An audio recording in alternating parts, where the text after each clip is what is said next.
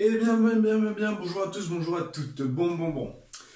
Aujourd'hui, petite vidéo sur les cercles dans le plan. Alors, les cercles dans le plan, qu'est-ce que ça va être? Bon, tout d'abord, qu'est-ce qu'un cercle? Un cercle, on vous a appris que vous devez prendre un compas, vous mettez la pointe au milieu et vous faites un cercle. Ok. Mais concrètement, qu'est-ce que ça veut dire? En fait, c'est tout simplement un cercle. Qu'est-ce que c'est? C'est l'ensemble des points équidistants d'un même point. Donc, par exemple, ici, je vais avoir le centre. Okay, et ben, l'ensemble des points situés à, par exemple, 3 cm. Okay, par exemple, ce point-ci est situé à 3 cm. D'accord? Et ben, l'ensemble des points situés à 3 cm de ce point-ci, ça va être le cercle de rayon de 3 cm. D'accord?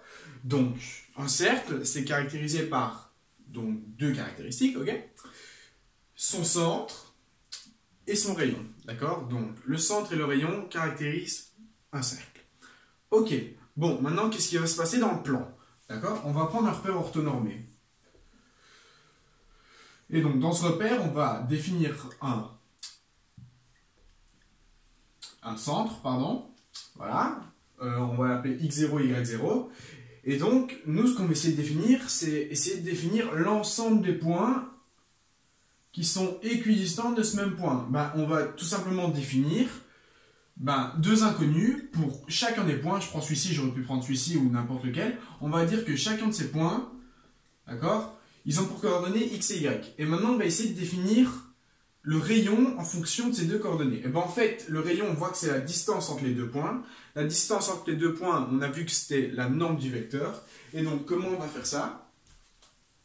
La distance entre le centre et un point sur le cercle, ça va être x moins x0, le tout au carré, plus, et donc y moins y0, le tout au carré. Et donc ça, d'accord, par le théorème de Pythagore, d'accord, ici j'ai x moins x0, et là j'ai y moins y0, pardon. Et donc par le théorème de Pythagore, on a que ça au carré plus ça au carré, c'est tout simplement le rayon au carré. Donc ce que je viens d'écrire ici, c'est tout simplement le rayon au carré. Putain, merde. Voilà, le rayon au carré. Ok? Et donc si je veux le rayon, je fais passer ma racine de l'autre côté. Et j'obtiens que le rayon de mon cercle, d'accord?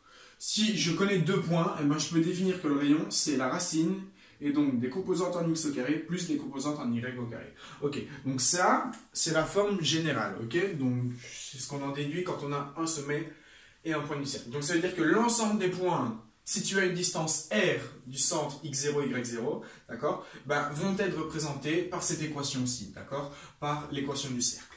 Ok, super. Maintenant, qu'est-ce qui va se passer?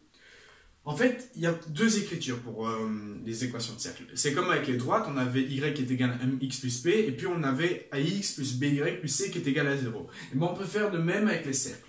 En fait, on va avoir quoi comme équation? On va avoir, bon, je vais un peu effacer ça, pardon. On va avoir, pour équation de cercle, x carré plus y carré plus ax plus bx plus c qui est égal à 0. Donc en fait, on a deux carrés, et vous vous doutez bien que si vous faites ceci, vous allez avoir un produit remarquable, donc autant de fois x et autant de fois y, ok? Et puis, la racine, vous passez au carré, et donc on va développer tout ceci. Donc on va essayer de passer de ça à ça. Ok? Donc comment on fait? Déjà, on va essayer de faire le produit remarquable x moins y0. X moins x0, pardon. X moins x0 au carré, ça me donne x carré, d'accord? Moins 2x0, et donc plus x0 au carré. Donc moi, j'ai ax. Logiquement, ax, ce sera égal à moins 2x, pardon, x0. Donc ça veut dire que a, ce sera égal, et donc à moins 2 x0. D'accord? Et donc, moi, je veux avoir x moins x0 au carré. Si a est égal à moins 2 x0, d'accord? On a bien les x qui sont ici, et donc on a moins 2 x0. Ça veut dire que x0, ça va être moins a demi. C'est égal à x0. Voilà. Et donc, ok, ça c'est bien. Moi, dans mon équation, j'ai mon x carré, d'accord? Je l'ai ici. J'ai mon double produit, d'accord? Ax. Mais moi, ce qu'il me faut, c'est aussi mon plus x0 au carré. Et donc à ce moment-là, qu'est-ce que je vais devoir faire? Je vais devoir ajouter x0 au carré.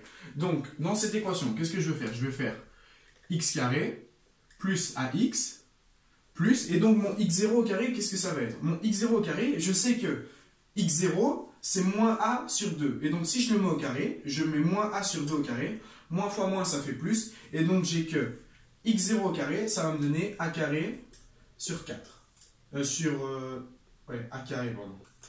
A carré sur 4. Et donc, à ce moment-là, si je veux faire le produit remarquable, ben je vais tout simplement ajouter cette valeur ici. Je vais ajouter a carré sur 4 et je vais l'enlever à la fin, d'accord? Donc, on dit que je l'ajoute, hop là, et je l'enlève à la fin. Donc, j'enlève a carré sur 4.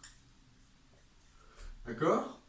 Voilà. Donc ça, c'est pour mon x, ok? Et donc, avec ça, je vais pouvoir faire mon produit remarquable. Et donc, tout ceci, c'est égal à quoi? C'est égal à, et ben donc, x moins x0, d'accord?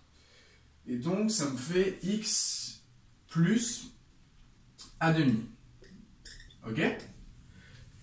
X plus a demi, c'est bien ce produit remarquable là, d'accord? Et j'ai bien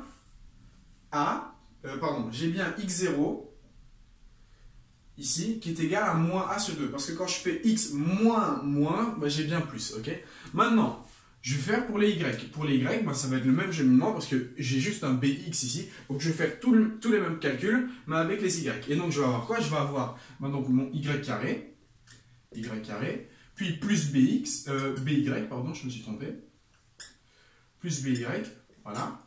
Et donc, ici, j'ai mon double produit, donc si by c'est mon double produit, d'accord? Donc je vais avoir 2y fois y0 qui est égal à by, ok? Bah, donc je simplifie mes y, d'accord? Et donc c'est un moins, pardon, parce que dans le double produit c'est un moins. Je fais passer mon moins 2 de l'autre côté, et donc j'ai y0 qui est égal à moins b demi. C'est exactement le même calcul qu'on a fait. Et donc si je mets au carré, je vais avoir, moins fois moins, ça va me donner plus, et donc y0 au carré, ça va me donner b carré sur 4. Ok?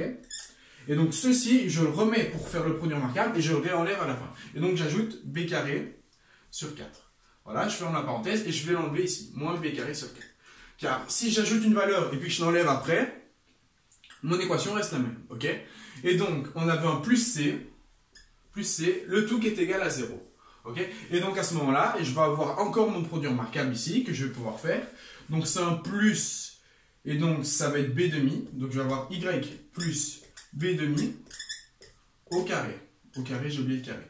Et donc, qui est égal, d'accord? Et donc, ici, je reviens à la forme que j'avais au tout début, d'accord? J'avais mon produit remarquable, mes deux produits remarquables, pardon. Et donc, j'avais qui est égal à r carré, ok? À ce moment-là, qu'est-ce que je vais faire? Déjà, c'est bien, parce que à l'aide de cette équation, j'ai déjà défini mes deux centres, d'accord? Les coordonnées de mon centre, pardon. Donc, si, dans mon équation de base, j'avais x moins x0, d'accord? Et que ici, j'ai x plus a demi, ça veut dire que moins x0, c'est égal à demi. D'accord? C'est égal à plus a demi. Et donc, je mets mon moins de l'autre côté, et donc j'ai x0 qui est égal à moins a demi. Je fais pareil pour y0. J'ai moins y0 qui est égal et donc à plus b demi. Je fais passer mon moins de l'autre côté. Et donc, j'obtiens mes deux coordonnées x0, y0, d'accord? Et donc, mon centre, lorsque j'ai une équation de mon cercle comme ceci, est défini par moins a demi, moins b demi. Ok? Ça va être les coordonnées de mon centre. Ok, quand j'ai une équation comme ceci. Maintenant, quelle est la longueur de mon rayon?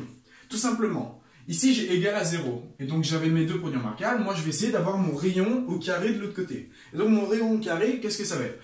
J'ai plus c, j'ai moins a carré sur 4 et moins b carré sur 4. Les moins, je vais les passer de l'autre côté, ils vont devenir plus. Du coup je vais avoir a carré sur 4 plus b carré sur 4 moins c, d'accord? Parce que mon plus c devient moins c. Et donc, tout ceci, c'est le rayon carré. Donc, j'obtiens quoi? J'obtiens que a carré sur 4 plus b carré sur 4 moins c. Dans mon équation ici, ça correspond à mon r carré, d'accord? Parce que j'ai déjà les deux carrés ici. Hein? Donc, il n'y a pas de racine.